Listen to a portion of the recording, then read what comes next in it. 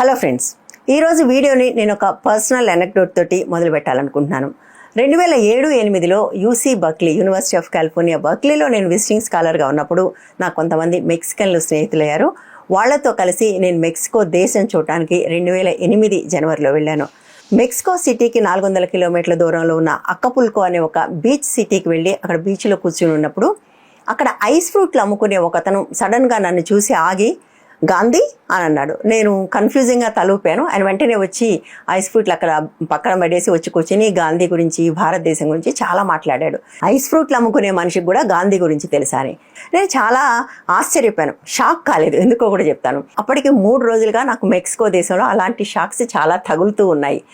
మెక్సికోలో దిగగానే మర్నాడు అక్కడ జొకాలో చూడటానికి వెళ్ళాను. ప్రెసిడెన్షియల్ ప్యాలెస్, బేయస్ ఆర్టిస్ అలాంటివన్నీ అక్కడ ఉంటాయి, అవి చాలా ఫేమస్. వాటిని చూడటానికి వెళ్తున్నప్పుడు జొకాలో రీచ్ అవుతుండగా ఒక పెద్ద పుస్తకాల షాప్ కనపడింది. ఆ షాప్ పైన గాంధీ అని ఉంది. అది చూసి నేను వెంటనే నా మెక్సికన్ స్నేహితురాల్ని, మీకు కూడా ఒక గాంధీ ఉన్నాడా అని అడిగాను. కాదు, ఆయన మీ గాంధీని అన్నది. అవునా అని ఆశ్చర్యపోయి అక్కడే ట్యాక్సీ ఆపేసి ఆ షాప్లోకి వెళ్తే అది 2-3 అంతస్తుల ఒక పెద్ద పుస్తకాల షాపు. అక్కడ చాలా పెద్ద గాంధీ ఫోటో ఉంది, అంటే 2 అంతస్తులకి సరిపోయేంత గాంధీ ఫోటో ఉంది. అప్పుడు అక్కడికి వెళ్ళిన తర్వాత నాకు తెలిసింది ఏంటంటే అది ఒక్క షాప్ మాత్రమే కాదు, మెక్సికోలో అతిపెద్ద, అతి ఫేమస్ పుస్తకాల షాపుల చైన్ అది. ప్రతి షాపులోనూ ఇట్లానే గాంధీవి 2-3 అంతస్తులకి సరిపోయే పెద్ద ఫోటోలు ఉంటాయని, ఆ షాపులన్నిటి పేరు గాంధీ అని తెలిసింది. అదే నేను ఆశ్చర్యం అనుకున్నాను. ఆ తర్వాత ఈ అకపుల్కో అనేది ఒక రకంగా చెప్పాలంటే చాలా రిమోట్ సిటీ, మెక్సికోకి చాలా దూరంలో ఉంటుంది. ఆ ఊరు వెళ్ళినప్పుడు సెంటర్లోకి వెళ్ళగానే, సేమ్ జొకాలోకి వెళ్ళగానే అక్కడ ఒక చాలా పెద్ద విగ్రహం ఉంది. అది కూడా మహాత్మా గాంధీది. అది చూసి అరేంటి ఇదే, ఇక్కడ కూడా మహాత్మా గాంధీ ఉన్నాడంటే, ఇక్కడే కాదు మెక్సికోలో చాలా సిటీస్లో, చాలా చిన్న చిన్న సిటీస్లో కూడా గాంధీ విగ్రహం ఉంటుంది అని నా మెక్సికన్ స్నేహితురాలు చెప్పింది. ఐస్ ఫ్రూట్ అమ్ముకునే అతనికి కూడా గాంధీ గురించి తెలియటాన్ని చూసి నేను ఆశ్చర్యపోతుంటే తను నాకు అప్పుడు చెప్పింది, గాంధీ మెక్సికో దేశంలో ఒక పెద్ద కల్ట్ ఫిగర్. గాంధీ పుట్టినరోజుని, వాళ్ళు గాంధీ బర్త్డే అంటారు దాన్ని, మనం గాంధీ జయంతి అంటాం కదా, ఆ రోజు చాలా మంది మెక్సికన్లు బయటకు వచ్చి బెలూన్లు గాల్లో ఎగరేసి వివాలా గాంధీ అంటూ నినాదాలు చేస్తారట.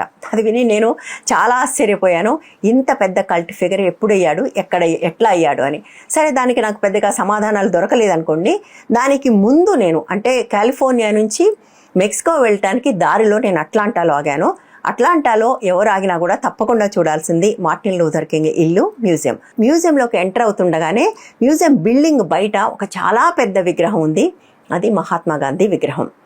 మీకు బహుశా అర్థమయ్యే ఉంటుంది నేను ఇప్పుడు ఈ విషయం ఎందుకు మాట్లాడుతున్నాను.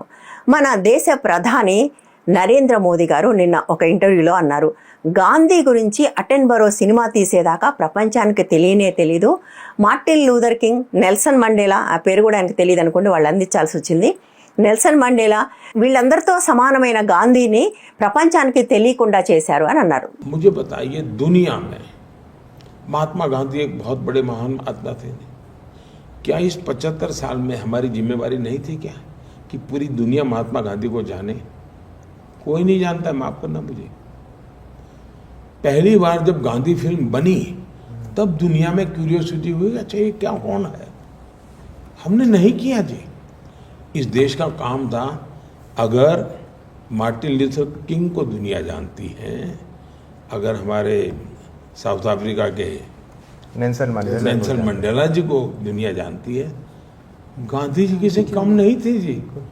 విషాదం ఏంటంటే ఆయన చెప్పిన 2 పేర్లు, మార్టిన్ లూథర్ కింగ్ కానీ నెల్సన్ మండేలా కానీ, ఇద్దరు కూడా గాంధీని తమకు గురువుగా, ఆదర్శంగా భావించిన వాళ్ళు.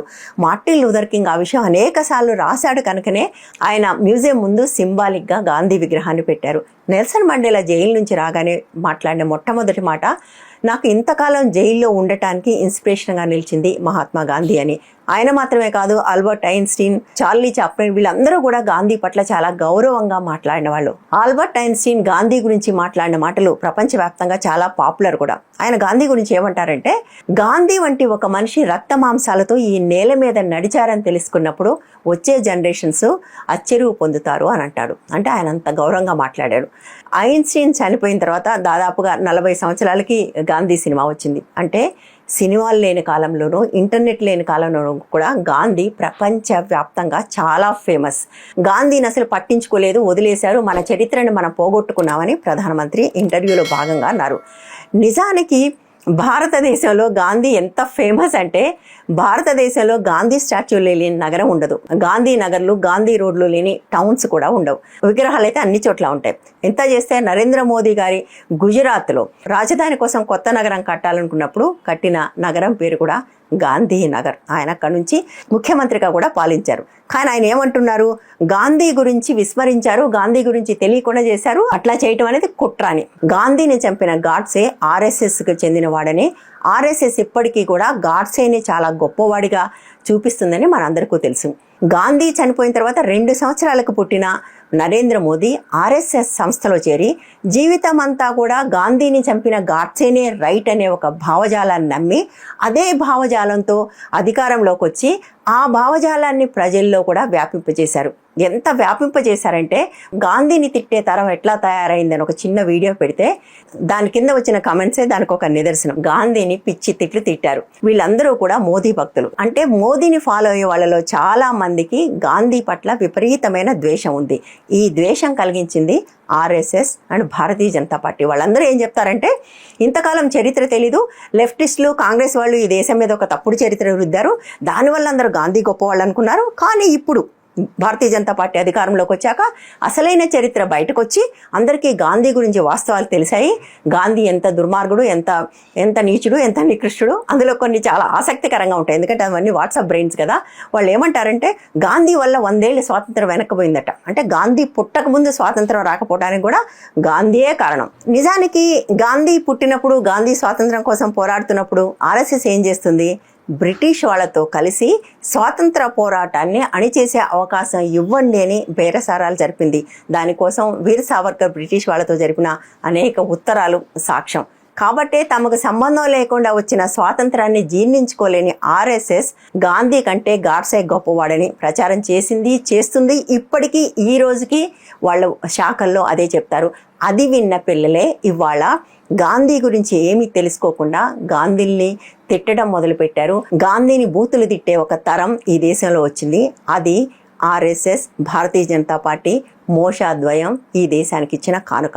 ఆ రాజకీయాలకు, ఆ ఐడియాలజీకి ప్రతినిధి అయిన ప్రధాని నరేంద్ర మోదీ ఇవాళ గాంధీని ప్రపంచానికి తెలియకుండా కుట్ర చేశారు, ప్రపంచానికి తెలియకుండా చేశారు, సినిమా వచ్చేదాకా ఎవరికి తెలీదు అంటుంటే మనం ఏమనుకోవాలి అన్నట్టు ఇంకో విషయం కూడా మర్చిపోయాను. గుజరాత్ విద్యాపీఠ్ అని గుజరాత్లో ఒక యూనివర్సిటీ ఉంది. అది గాంధీ ప్రారంభించాడు. గాంధీ ఉన్నంతకాలం చనిపోయేదాకా ఆయనే దానికి వైస్ ఛాన్సలర్గా ఉన్నాడు.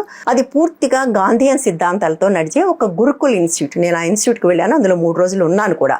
అక్కడ వాళ్ళందరూ కూడా చాలా సింపుల్ లివింగ్ ఉంటుంది. బేర్ మినిమం అంటే కనీసమైన సౌకర్యాలతో ఉంటారు. వాళ్ళు చెరకాలు ఇప్పటికీ కూడా ఉడుకుతూ ఉంటారు.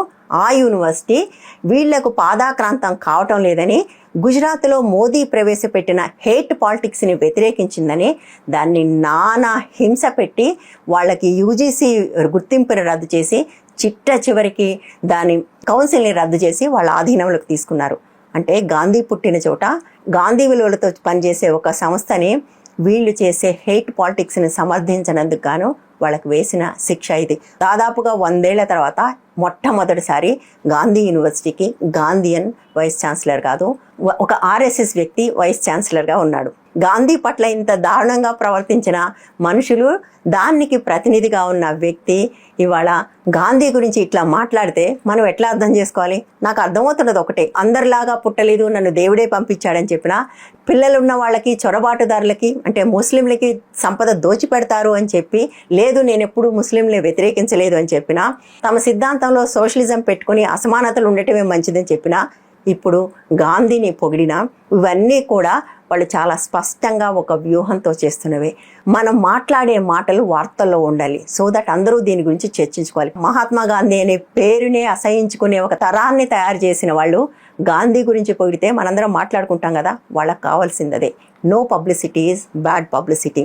ఏదో రకంగా మేము వార్తల్లో ఉండాలి, ఏదో రకంగా మా గురించి మాట్లాడాలి. అందుకోసం అబద్ధాలైనా చెప్తాము, విద్వేషాలైనా రగులుస్తాము, ఏమైనా చేస్తామనేది బహుశా వాళ్ళ స్ట్రాటజీ కావచ్చు.